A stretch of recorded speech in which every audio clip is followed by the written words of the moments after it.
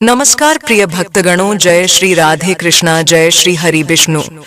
प्रिय भक्तगणों, आप सभी को निर्जला एकादशी व्रत की ढेर सारी हार्दिक बधाई एवं अनंत शुभकामनाएं। हिंदू सनातन धर्म में निर्जला एकादशी को बड़ी विशेष एकादशी माना जाता है। शास्त्र अनुसार निर्जला एकादशी का व्रत करने और इसकी व्रत कथा को सुनने से मनुष्य के सभी पाप नष्ट हो जाते हैं और सभी मनोकामना की पूर्ति होती है।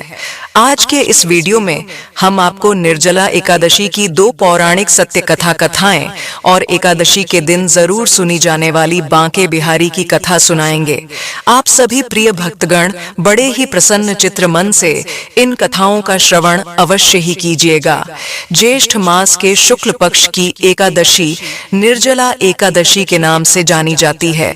अन्य महीनों की एकादशी को फलाहार किया जाता है, परंतु जैसा कि इस एकादशी के नाम से स्पष्ट है, इसमें फल तो क्या जल भी ग्रहण नहीं किया जाता है।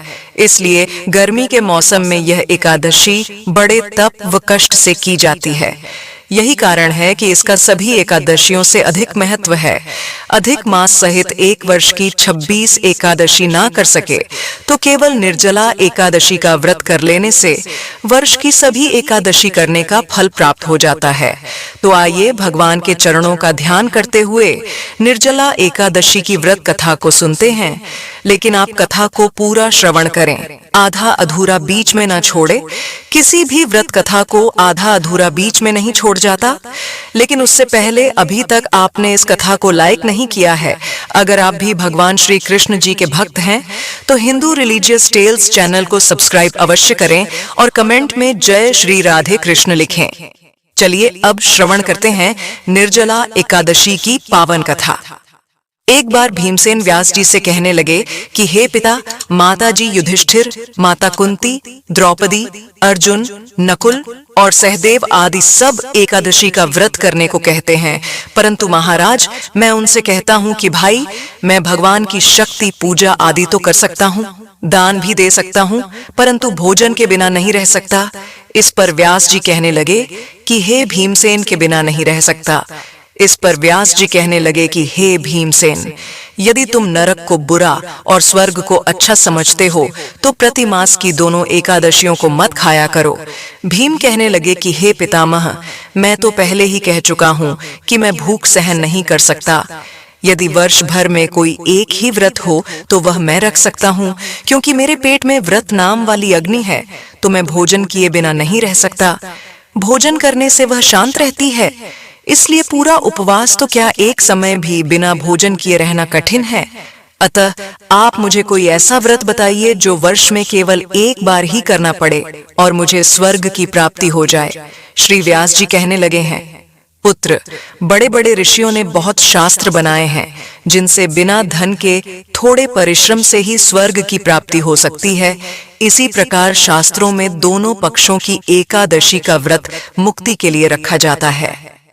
व्यास जी के वचन सुनकर भीमसेन नरक में जाने के नाम से भयभीत हो गए और कब कर कहने लगे, अब मैं क्या करूं? मास में 2 व्रत तो मैं नहीं कर सकता। हाँ, वर्ष में एक व्रत करने का प्रयत्न अवश्य कर सकता हूँ। अतः वर्ष में एक दिन व्रत करने से यदि मेरी मुक्ति हो जाए तो ऐसा कोई व्रत बताइए। यह सुनकर व्यास जी कहने लगे कि वृषभ और मिथुन की संक्रांति के बीच ज्येष्ठ मास के शुक्ल पक्ष की जो एकादशी आती है उसका नाम निर्जला है। तुम उस एकादशी का व्रत करो। इस एकादशी के व्रत में स्नान और आचमन के सिवा जल वर्जित है। आचमन में 6 मासे से अधिक जल नहीं होना चाहिए, अन्यथा मदपान के सदृश हो जाता है। इस दिन भोजन नहीं करना चाहिए, क्योंकि भोजन करने से व्रत नष्ट हो जाता है। यदि एकादशी को सूर्योदय से लेकर द्वादशी के सूर्योदय तक जल ग्रहण न करें तो उसे सारी एकादशी के व्रत का फल प्राप्त होता है। द्वादशी को सूर्योदय से पहले उठकर स्नान आदि करके ब्राह्मणों को दान आदि देना चाहिए। इसके पश्चात भूखे और उचित ब्राह्मण को भोजन कराकर फिर आप भोजन कर लेना चाहिए। इसका फल पूरे एक वर्ष की संपूर्ण एकादशियों के बराबर होता है। व्यास जी कहने लगी, हे भीमसेन, यह मुझको स्वयं भगवान ने बताया है। इस एकादशी का पुण्य समस्त तीर्थों और दानों से अधिक है, केवल एक दिन मनुष्य निर्जल रहने से पापों से मुक्त हो जाता है। जो मनुष्य निर्जला एकादशी का व्रत करते हैं उनकी मृत्यु के समय यमदूत आकर नहीं घेरते हैं। भगवान के पार्षद उसे पुष्पक विमान में बैठाकर स्वर्ग को ले जाते हैं। अतः संसार में सबसे श्रेष्ठ निर्जला एकादशी का व्रत है, इसलिए यकीन के साथ इस व्रत को करना चाहिए। इस दिन ओम नमो भगवते वासुदेवाय मंत्र का उच्चारण करना चाहिए और गौ का दान करना चाहिए। इस एकादशी को भीमसेनी या पांडव एकादशी भी कहते हैं। निर्जला एकादशी व्रत करने से पूर्व भगवान से प्रार्थना करें कि हे भगवान, आज मैं निर्जला व्रत करता हूँ, दूसरे दिन भोजन करूंगा, मैं इस व्रत को श्रद्धा पूर्वक करूंगा, अतः आपकी कृपा से मेरे सब पाप नष्ट हो जाएं। इस दिन जल से भरा हुआ एक घड़ा वस्त्र से ढककर स्वर्ण सहित दान करना चाहिए। जो मनुष्य इस व्रत को करते हैं उनको करोड़ों पल सोने के दान का फल मिलता है, और जो इस दिन यज्ञ अधिक करते हैं उसके फल का वर्णन तो किया नहीं जा सकता। इस एकादशी के व्रत से मनुष्य विष्णु लोक को प्राप्त होता है। जो मनुष्य इस दिन अन्न खाते हैं वे चांडाल के समान है, वे अंत में नरक हो जाते हैं। जिसने निर्जला एकादशी का व्रत किया है वह चाहे ब्रह्म हत्यारा हो, मद्यपान करता हो, चोरी की हो या गुरु के साथ द्वेष किया हो, मगर इस व्रत के प्रभाव से स्वर्ग जाता ही है।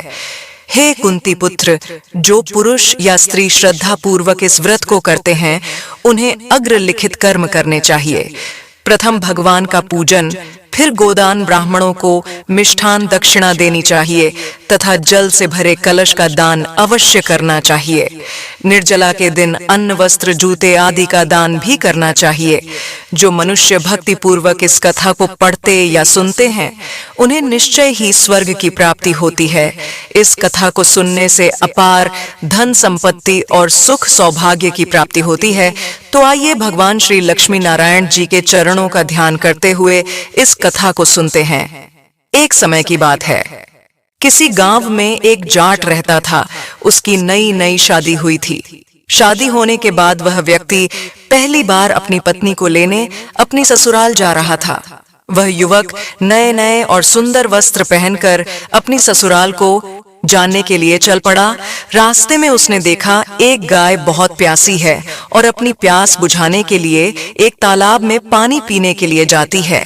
जेठ के महीने की गर्मी में प्यास से व्याकुल गाय उस तालाब में जल पीकर अपनी प्यास तो मिटा लेती है, लेकिन उस तालाब से बाहर नहीं निकल पाती है। वह कई बार प्रयास करती है लेकिन उस तालाब से निकल नहीं पाती है।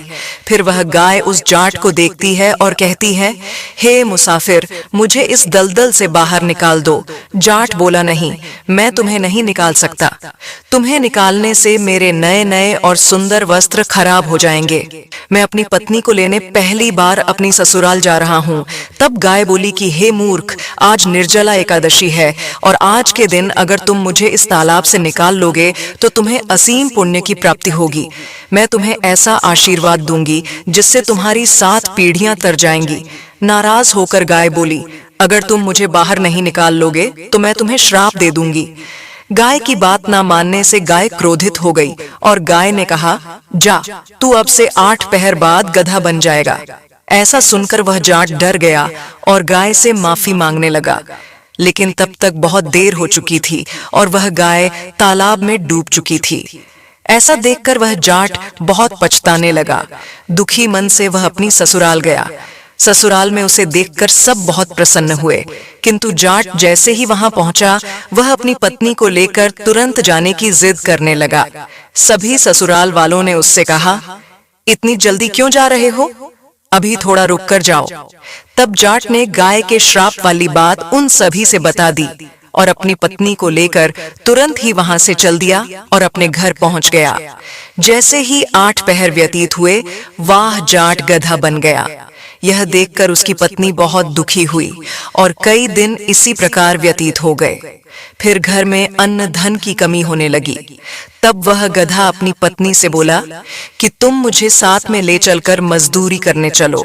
उसकी पत्नी और गधा दोनों राजा के यहाँ पहुँचते हैं। वहां पर कुएं की खुदाई का काम चल रहा होता है। राजा उसे अपने यहाँ काम पर रख लेता है। फिर उसकी पत्नी अपने सिर पर मिट्टी से भरी हुई डलियां रखकर काम करने लगती है। ये देखकर वहां काम कर रहे अन्य मजदूर उस स्त्री से कहते हैं कि बहन, जब तुम्हारे पास गधा है तो तुम मिट्टी अपने सर पर लाद कर क्यों ढो रही हो? वह उनसे कुछ नहीं कहती है। यह सब दृश्य दूर से राजा भी देख रहा होता है। फिर एक दिन राजा उस स्त्री से पूछता है कि तुम इस गधे से काम क्यों नहीं लेती हो? तब स्त्री कहती है कि हे महाराज, यह गधा नहीं है, यह मेरे पति हैं। एक गाय के श्राप के कारण यह गधा बन गए हैं। फिर उस स्त्री ने पूरी कहानी राजा को बताई। तब राजा ने उस स्त्री की मदद करने की सोची और अपने राज्य के विद्वान ब्राह्मण को बुलाकर इसका उपाय पूछा। तब उन ब्राह्मणों ने राजा से कहा कि महाराज, इसका एक ही उपाय है। अगर कोई मनुष्य अपने जीवन काल में 101 एकादशी का व्रत रख चुका हो और वह अपने इस पुण्य का फल अगर इस गधे को दे दे तो वह फिर से मनुष्य बन जाएगा।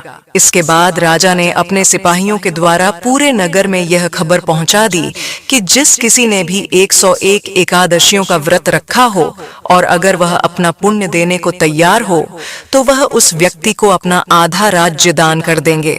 किंतु ऐसा ऐलान करने के बाद भी पूरे राज्य में कोई ऐसा व्यक्ति नहीं मिला। किसी ने 11 तो किसी ने 21 एकादशियों का ही व्रत कर रखा था। यह सुनकर राजा बड़ा चिंतित हुआ। उतनी ही देर में वहां पर एक बूढ़ी स्त्री आती है और वह राजा से कहती है कि महाराज, मैंने पूरी 101 एकादशियों का व्रत कर रखा है।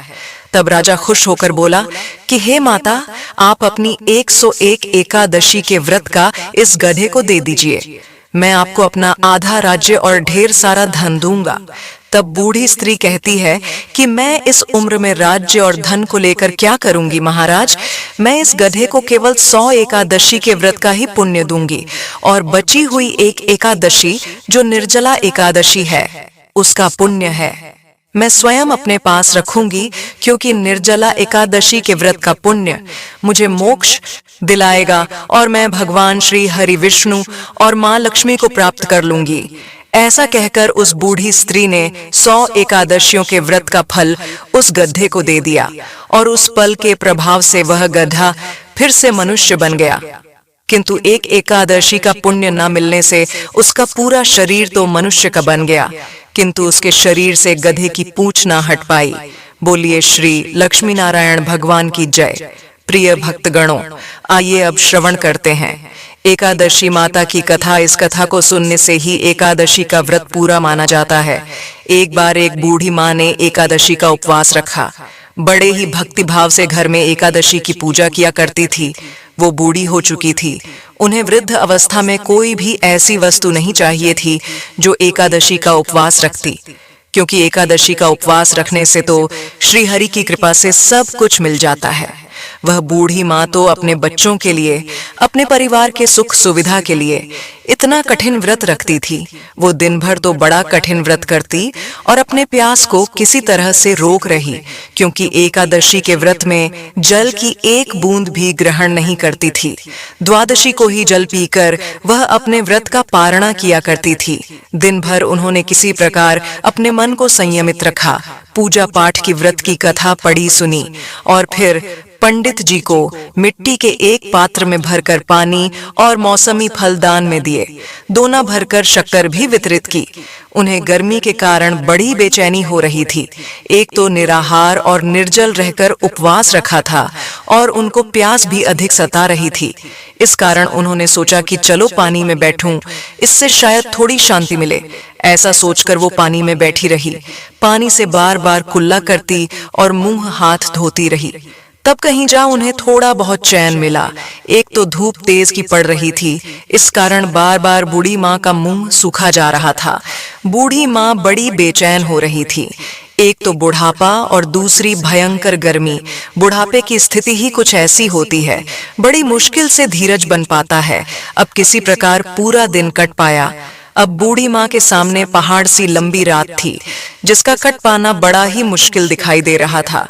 चारपाई पर पड़ी हुई माँ को किसी प्रकार भी शांति नहीं मिल रही थी। बार बार प्यार की मारे गला सूख रहा था और वह इस प्रकार बेचैन होकर करवटें बदलती जा रही थी। कई बार उठकर वे घर के बाहर जाती, फिर अंदर आ जाती।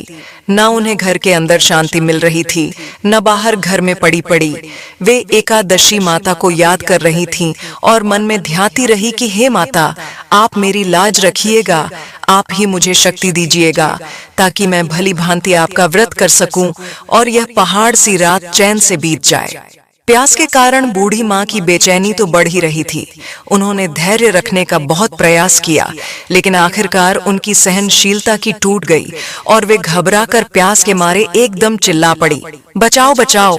बूढ़ी माँ का चिल्लाना सुनकर उनके परिवार के सभी सदस्य उनके आसपास इकट्ठा हो गए और बूढ़ी माई की चारपाई के आसपास पहुंच गए। अम्मा जी, क्या हुआ आपको? क्यों चला रही हो? और जब आपसे व्रत नहीं रखा जाता तो इस बुढ़ापे में इतना कठिन व्रत क्यों कर रही हो? अम्मा जी, अगर शरीर में ताकत है तभी तो भक्ति हो पाएगी। आप पानी पी लीजिए। बूढ़ी माँ अपने परिवारजनों से बोली, मेरे तो प्यार के मारे प्राण ही निकले जा रहे हैं, जरा जल्दी से मेरी छाती पर ठंडे पानी का घड़ा तो रख दो। नाथियों ने दौड़कर दादी की छाती पर ठंडे पानी का बर्तन रख दिया। तब कहीं जाकर उन्हें थोड़ा बहुत सुकून मिला, और जब सुकून मिला तो थोड़ी देर के लिए उन्होंने अपनी आंखें बंद कर लीं। इधर एकादशी माता सोचने लगी, यह है तो बूढ़ी माँ, लेकिन बड़े नियम से मेरा व्रत रखती है, चलकर इनकी परीक्षा लेनी चाहिए। ऐसा विचार कर एकादशी माता आधी रात को मुर्गा बनकर कुकड़ू करने लगी। मुर्गे की तेड़ सुनकर बूढ़ी माँ जल्दी से उठी और बाहर जाकर आसमान की ओर देखा, लेकिन आसमान में तो कहीं भी उन्हें सुबह का तारा दिखाई नहीं दिया। अब वे सोचने लगी कि फिर ये मुर्गा क्यों और कैसे बोल गया। एक तो उन्हें प्यास लग रही थी, अब थोड़ा बहुत उनका मन ही परचम होने लगा। आखिरकार उन्होंने दृढ़ निश्चय किया, अब तो मैं इस व्रत को पूरा करके ही छोड़ूंगी, फिर चाहे व्रत पूरा होने तक मेरे प्राण ही क्यों ना निकल जाए। मन में ऐसा पक्का निश्चय करके वह वापस चारपाई पर आकर लेट गई। थोड़ी ही देर के बाद एकादशी माता ने उनकी फिर से परीक्षा लेनी चाहिए, तो वह एक छोटी सी कन्या का रूप धरकर गिलास में मीठा पानी लेकर उनके सिरहाने खड़ी हो गई और जोर से बोली, दादी जी, सवेरा हो गया है, आप हाथ मुंह धोकर शरबत पी लीजिए। पहले तो शरबत का भरा हुआ गिलास देखकर बूढ़ी माँ का मन ललचाने लगा। प्यास के मारे गला सूख रहा था, किंतु अचानक उनको याद आया कि उनका तो एकादशी का उपवास। फिर उन्होंने सोचा कि अभी तक किसी भी तरह से ये शरबत नहीं पी सकती, और फिर वह चुपचाप वापस अपनी चारपाई पर लेट गई। तभी उन्हें आंख लगी और उन्हें एहसास हुआ कि मानो किसी ने उन्हें पानी से भरे हुए कुएं में फेंक दिया हो। बहुत देर तक उस कुएं में हाथ पांव चलाती रही, लेकिन इस बीच उन्होंने अपने मुंह में पानी की एक बूंद भी नहीं जाने दी, क्योंकि उनका एकादशी का उपवास जो था और वह पक्के निश्चय के साथ अपना व्रत पालन करती रही। थोड़ी ही देर में ऐसा लगा मानो सामने जैसे आग जल रही हो। आग के कारण बड़ी भारी गर्मी लगने लगी। प्यास के मारे उनके प्राण निकलने लगे, लेकिन इतना सब होने के बाद भी बूढ़ी माँ ने पानी की एक बूंद भी नहीं पी। वह तो बस चारपाई पर बैठी बैठी एकादशी माता का ध्यान करती रही। सवेरा होने में कुछ ही समय है, यह जानकर बड़ी तसल्ली के साथ इधर उधर घूमने लगी। एकादशी माता अब तक यह बात अच्छी तरह से समझ गए कि इन बूढ़ी माँ को किसी भी प्रकार से अपने व्रत नहीं डाला जा सकता। वे उनके सत्य व्रत को भली भांति समझती थीं। अब सवेरा हो गया तो बूढ़ी माँ ने स्नान किया, भगवान श्री हरि का पूजन किया, फिर एकादशी माता की कथा सुनी, ब्राह्मणों को दक्षिणा देकर भोजन कराया, तो कहीं जाकर उन्होंने जल ग्रहण किया। कन्याओं को भोजन कराने के बाद बूढ़ी माँ ने स्वयं भोजन किया और इसके प्रभाव से बूढ़ी अम्मा की आयु में वृद्धि हो गई। उनका घर परिवार हरा भरा हो गया। अब उनके घर में किसी भी चीज का कोई अभाव नहीं रहा। उनका घर हर प्रकार के सुख साधनों से भर गया। नाती नातिन से उनका घर पर गया और वह उसी दिन से 12 महीने की एकादशी का व्रत करने लगी। एकादशी माता के व्रत के पुण्य प्रताप से इस संसार में हर प्रकार के सुख भोग कर वह बूढ़ी माँ अंत में भगवान विष्णु के धाम को चली गई। एकादशी माता ने और बूढ़ी माँ को और उनके परिवार को हरा भरा किया। वैसे ही है एकादशी माता, हम सभी की मनोकामनाएं पूर्ण कीजिएगा। प्रेम से बोलिए, जय श्री लक्ष्मी। एकादशी के व्रत करने वाले को एकादशी कथा के साथ साथ एक बांके बिहारी की कथा भी अवश्य सुननी चाहिए। तो चलिए सुनते हैं बांके बिहारी की बहुत ही सुंदर और चमत्कारी कथा। मथुरा के निकट एक गांव में एक छोटी लड़की रहती थी। वृंदावन निकट होने के कारण वहां बहुत से लोग ठाकुर जी के दर्शन करने के लिए जाते थे। जब वह छोटी बच्ची 5 साल की हुई तो उसके घर वाले बांके बिहारी के दर्शन के लिए जा रहे थे। उस समय वाहन बहुत कम होते थे। उनको दर्शन के लिए जाते देख वो छोटी सी लड़की बोली कि पिताजी मुझे भी अपने साथ ठाकुर जी के दर्शन के लिए ले चलो। तो उसके पिताजी ने कहा कि बेटा अभी आप बहुत छोटी हो, चल भी नहीं पाओगी, थोड़ी बड़ी हो जाओगी तो मैं तुझे साथ ले चलूंगा। कुछ समय बिता, जब वह 7 साल की हुई तो फिर घर वालों का किसी कारण वृंदावन जाना हुआ।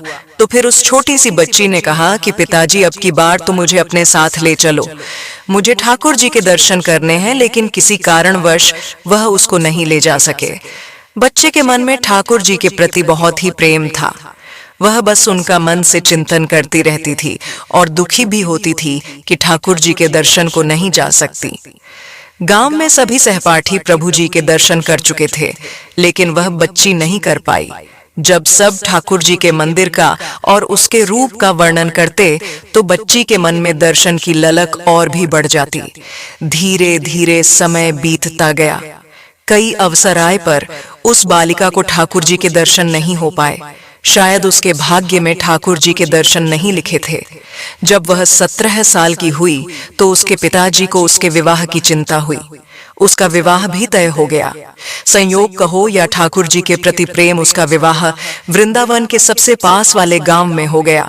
वह लड़की बहुत ही खुश थी। अब तो ठाकुर जी के दर्शन जरूर होंगे। जब विवाह संपन्न हुआ तो वह अपने ससुराल गई। फिर रस्म निभाने के लिए अपने घर वापस आई। 1-2 दिन रुकने के बाद जब वह अपने पति के साथ वापस जा रही थी तो बीच रास्ते यमुना नदी पर उसका पति वहां पर रुक गया और उसे कहा कि तुम थोड़ी देर यहाँ पर बैठो और मैं यमुना में स्नान करके आता हूँ। तो उस लड़की का सीन तन अब ठाकुर जी की तरफ चला गया और वह सोचने लगे कि पता नहीं ठाकुर जी के दर्शन कब होंगे। उस लड़की ने लंबा सा घूंघट निकाल रखा था, क्योंकि ससुराल गांव में था, इसीलिए घूंघट निकालना जरूरी था। वो वहीं पर बैठ गई। फिर वह मन ही मन विचार करने लगी कि देखो ठाकुर जी की कितनी कृपा है, उन्हें मैंने बचपन से बजा है और दर्शन के लिए लालायित थी। उनकी कृपा से मेरा विवाह श्री वृंदावन में ही हो गया। मैं इतने सालों से ठाकुर जी को मानती हूँ, पर अब तक मैंने उनसे कोई रिश्ता नहीं जोड़ा। फिर वह सोचने लगी कि ठाकुर जी की उम्र क्या हो सकती है। मेरे हिसाब से 17 वर्ष के होंगे। मेरे पति 21 वर्ष के हैं, इसीलिए उनसे थोड़े छोटे हैं। इसलिए वह मेरे पति के छोटे भाई की तरह हुए और मेरे देवर की तरह। चलो आज से ठाकुर जी मेरे देवर होंगे। अब तो ठाकुर जी से नया रिश्ता जोड़कर उसे बहुत ही खुशी हुई और मन ही मन कहने लगी कि ठाकुर जी आज से मैं आपकी भाभी हुई और आप मेरे देवर हो गए। पर वह समय कब आएगा जब आप मुझे भाभी भाभी कहकर पुकारोगे? जब वह लड़की यह सोच रही थी तभी एक किशोरावस्था वाला सांवला सा लड़का उधर आया और कहने लगा, भाभी भाभी। लड़की अचानक अपने भाव से बाहर आई हो। सोचने लगी कि वृंदावन में मैं तो नई हूँ, मैं तो किसी को जानती भी नहीं हूँ और यह भाभी कहकर कौन बुला रहा है। वह नई थी, इसीलिए उसने घूंघट तो उठाया नहीं कि गांव के किसी बड़े बुजुर्ग ने देख लिया तो बड़ी बदनामी होगी। जब वह बालक बार बार कहता पर वह उत्तर न देती, बालक उसके पास आया और कहा, भाभी अपना चेहरा तो दिखा दो। और वह सोचने लगी कि अरे ये बालक इतनी जिद कर रहा है, इसीलिए उसने अपने घूंघट को और कस के पकड़ लिया कि कहीं यह घूंघट उठाकर न देख ले। तो उसने कहा कि भाभी आपने यह पर्दा क्यों कर रखा है, हम तो आपके देवर हैं। तो उस लड़की ने एक नजर उसे देखा और कहा, नहीं हम आपको जानते ही नहीं। तो वह बोला, नहीं नहीं हम आपको जानते हैं, आप उस गांव की हो ना, बस कुछ ही दूर पर हमारा घर है। अब तो भाभी अपना चेहरा दिखा दो। जब कह दिया ना कि हम आपको नहीं जानते, जब इनको पता चल गया तो बहुत मार पड़ेगी। तो वह बालक बोला कि भाभी आप तो नाराज हो रही हो, देखो हम आपके पास कितनी दूर से आए हैं, आपके प्यारे देवर हैं, आप हो कि बात ही नहीं करती हो, क्यों आप हमसे मिलना नहीं चाहती थी? यह कहकर उस लड़के ने घूंघट खींच लिया और चेहरा देखकर भाग गया। थोड़ी देर में उसका पति भी आ गया। उसने जब सारी बात अपने पति को बताई तो पति बोला कि चिंता मत करो, वृंदावन ज्यादा बड़ा नहीं है, किसी भी गली में अगर लड़का मिल गया तो हड्डी पसली एक कर दूंगा। फिर कभी भी ऐसा हुआ तो तुम मुझे जहां भी दिखे मुझे जरूर बताना। फिर दोनों अपने घर चले गए। कुछ दिन बाद उसकी सासू माँ ने अपने बेटे से कहा कि बेटा, तेरा विवाह हो गया है, अब बहू मायके से भी आ गई है, पर तुम अभी तक बांके बिहारी के दर्शन के लिए नहीं गए। कल तुम जाकर बहू को ठाकुर जी के दर्शन करवा कर ले आना। अगले दिन दोनों पति पत्नी ठाकुर जी के दर्शन के लिए मंदिर जाते हैं तो मंदिर में बहुत ही भीड़ थी। तो उसका पति कहता है कि तुम जाकर आगे महिलाओं के साथ दर्शन कर लो और मैं तब तक आता हूँ। तो वह आगे जाकर खड़ी हो गई, पर उसने घूंघट फिर भी नहीं उठाया। बहुत देर हो गई थी। तभी उसका पति पीछे से आकर कहने लगा कि अरे बावली ठाकुर जी के सामने खड़ी है, वह घूंघट काहे को निकाल रखा है, घूंघट नहीं हटाओगी तो प्रभु के दर्शन कैसे करोगी। तो उसने अपने पति के कहने पर अपना घूंघट उठाया और बांके बिहारी की ओर देखा तो बांके बिहारी की जगह वही बालक मुस्कुराता हुआ उसे दिखाई दिया। तो चिल्लाने लगी कि अरे सुनिए, जल्दी आओ, जल्दी आओ। तो उसके पति ने कहा कि क्या हुआ, क्या बात है। तो उसकी पत्नी बोली कि उस दिन जो मुझे भाभी भाभी कहकर बुला रहा था ना, वह लड़का मुझे मिल गया है। तो पति ने कहा कहाँ है, मुझे बताओ, अभी मैं उसे बताता हूँ। तो उसने ठाकुर जी की ओर इशारा करके कहा कि यही तो है आपके सामने। तो उसके पति ने देखा तो वह देखता ही रह गया। अत्यधिक उसी के साथ अपनी पत्नी से बोला कि तुम धन्य हो, वास्तव में तुम्हारी हृदय में सच्चा भाव और ठाकुर जी के प्रति प्रेम है। इतने वर्षों से हम वृंदावन में हैं, पर आज तक हमें उनके दर्शन नहीं हुए और तेरे भक्ति भाव से तुझे आज ठाकुर जी ने दर्शन दे दिए और तेरे साथ साथ मैंने भी ठाकुर जी के दर्शन कर लिए। इसीलिए कहा जाता है कि ठाकुर जी से जो सत्य प्रेम से जो भी रिश्ता बनाता है तो ठाकुर जी उसे जरूर निभाते हैं। बोलो ठाकुर जी की जय हो। अब आइए सुनते हैं तुलसी माता की कथा, जिनकी की कथा सुने बिना व्रत अधूरा होता है। एक बार एक गांव में एक बूढ़ी महिला रहा करती थी। वह बहुत ही पूजा पाठ करती थी। वह रोज तुलसी माता की पूजा करती थी, सींचती, और वह बूढ़ी मैया रोज तुलसी माता से कहती है, हे तुलसी माता, सत की दाता, मैं तेरा बिड़ला सींचती हूँ, मुझे बहू दे, पीतांबर की धोती दे, मीठा मीठा घास दे, बैकुंठा में वास दे, चटक की चाल दे, पटक की मौत दे, चंदन का काट दे, रानी सा राज दे, दाल भात का भोजन दे, ग्यारस की मौत दे, कृष्ण जी का कंधा दे। वह बुजुर्ग महिला हर रोज तुलसी माता की पूजा करती थी और उनके बदले को रोज की थी। तुलसी माता बूढ़ी माँ की यह बात सुनकर धीरे धीरे सूखने लगी। तभी भगवान कृष्ण ने देखा कि तुलसी माता सूख रही है, और तभी एक दिन भगवान कृष्ण तुलसी माता जी के पास प्रकट हो गए और भगवान कृष्ण जी ने तुलसी माता से पूछा, हे तुलसी, तुम क्यों सूख रही हो? सभी महिलाएं तुम्हारी पूजा करती हैं और तुमको सींचती है, लेकिन फिर भी तुम सूखती जा रही हो, इसका क्या कारण है? जिसके बाद तुलसी माता ने भगवान श्री कृष्ण ने कहा, हे प्रभु, एक बुजुर्ग महिला मेरे पास रोज आती है और रोज एक ही बात बोलती है, मैं सब बात तो पूरा कर दूंगी, लेकिन कृष्ण का कंधा कहाँ से लाऊंगी? तभी भगवान श्री कृष्ण तुलसी माता की बात सुनकर जोर जोर से हंसने लगे और भगवान श्री कृष्ण ने तुलसी माता से कहा, हे तुलसी, तुम चिंता मत करो, उस बूढ़ी मैया की जब मृत्यु होगी तब मैं स्वयं उसको कंधा देने जाऊंगा और तुम उस बूढ़ी मैया को बता देना।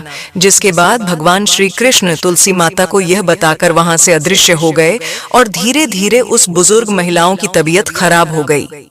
एक दिन जब एकादशी का दिन था तो उस बूढ़ी मैया की मृत्यु हो गई। तभी कुछ बूढ़ी मैया के आसपास रहने वाले सभी लोग आ गए और उन्होंने उस बूढ़ी मैया की अंतिम संस्कार के लिए उनको जैसे तैसे उठाया, तो वह बूढ़ी मैया वहां पर किसी भी व्यक्ति से नहीं उठती हैं। तभी अचानक से एक बच्चा आया और सभी से कहने लगा कि मैं बूढ़ी मैया के कान में कुछ कहना चाहता हूँ, जिससे वह बूढ़ी मैया हल्की हो जाएंगी और आप सभी लोग उसको आराम से उठा लेंगे। यह सुनकर सभी लोग बहुत ही आश्चर्यचकित हो गए और कहने लगे, ऐसा कैसे हो सकता है? और सभी लोगों ने उस बच्चे को बालक समझकर वहां से भगा दिया। लेकिन वहां पर उपस्थित एक बुजुर्ग आदमी ने उस बच्चे से कहा कि जाओ, तुम्हें जो करना है वह कर लो। लेकिन सभी लोगों को यह पता ही नहीं था कि बच्चे के रूप में भगवान श्री कृष्ण ही आए हैं उस बूढ़ी मैया को कंधा देने के लिए। जिसके बाद भगवान श्री कृष्ण उस बूढ़ी मैया के पास गए और उनके कान में जाकर कहने लगे, माई मन की निकाल दे, पीतांबर की धोती ले, मीठा मीठा घास ले, बैकुंठ में बांस ले, चटक की चाल ले, मटक की मौत ले, चंदन का काठ दे और सब ले, कृष्ण जी का कंधा भी ले। भगवान श्री कृष्ण के इतना बोलते ही वह बूढ़ी मैया हल्की हो गई और फिर भगवान श्री कृष्ण ने सभी लोगों के साथ मिलकर उस दिन उस बूढ़ी मैया को कंधा दे दिया और उस बुजुर्ग महिला का अंतिम संस्कार कर दिया। जिसके बाद उस बूढ़ी मैया को मोक्ष प्राप्त हो गया और उस बूढ़ी मैया को स्वर्ग की प्राप्ति हुई। हे भगवान श्री कृष्ण, जिस प्रकार आपने बूढ़ी मैया को सब कुछ दिया, उसी प्रकार आप अपने सभी भक्तों को देना। इस कथा को कहने वाले, सुनने वाले और हुंकार भरने वालों को देना। जय हो माता तुलसी, जय हो भगवान श्री कृष्ण। ओम नमो भगवते वासुदेवाय नमः। प्रिय भक्त करो, उम्मीद करता हूँ आपको मेरी यह कथा अत्यंत पसंद आई होगी। अगर आपको मेरी यह कथा पसंद आई है तो कथा को लाइक अवश्य कर दें।